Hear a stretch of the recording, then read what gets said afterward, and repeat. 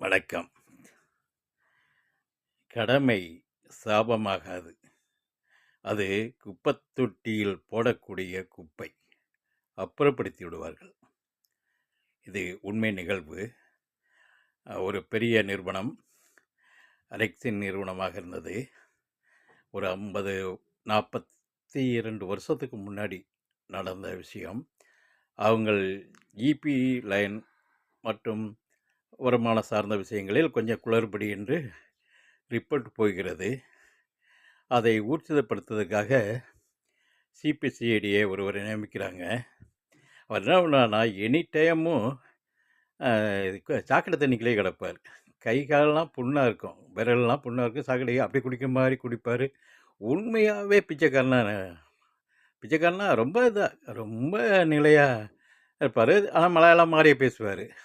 ஆனால் சுத்த தமிழ் பேசி கடைசியில் என்ன ஆகுதுன்னா, அவங்க அந்த முதலாளியினுடைய வீட்டுக்கு பின்புறம் நல்லா பெரிய பண்ணை. அவங்க பசுமாடு வளர்ப்பாங்களாம். அந்த மாட்டு காட்டிக்குள்ளேயே கிடப்பார். சாணியை காலையில் அள்ளி இவரே குப்பையில் போடுவாராம். வீட்டு வேலையை செய்கிற பாரியாவே. அந்த அம்மா இறக்கப்பட்டு சாப்பாடெலாம் கொடுத்துருக்காங்க. அங்கே டீ கடை மற்ற இடங்களை நியூஸ்களை சேகரித்து ஃபைனல் படுத்திக்கிறார்.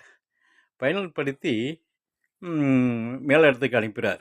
அப்போல்லாம் சின்ன டேப் ரெக்கார்டு தான். அங்கங்கே அந்த கிடைக்கிற நியூஸுகளை டேப் பண்ணிக்கிடுவாங்க. மேலிடத்து அனுப்பு. ஒரு நாள் அந்த டீமே வந்துடுது.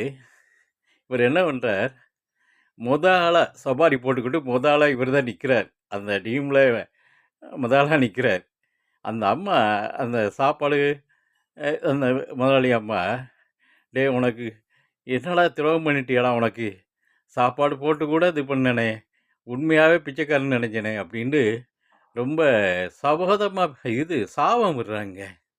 அதுக்கு அந்த அவர் சொல்கிறாரு, அம்மா நான் புறம்பாக செய்ய மாட்டேன், அது என் கடமை.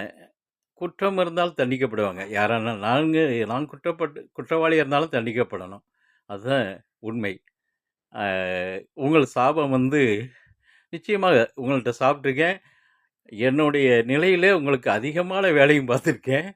ஆனால் கடமையை செஞ்சுருக்கேன். அதனால் உங்கள் சாபம் தாயே, நீங்கள் அதை திரும்பி பெற்றுக்கொள்ளுங்கள், நிச்சயமாக எனக்கு அல்ல அப்படின்னு பணிவோடு பேசினாராம்.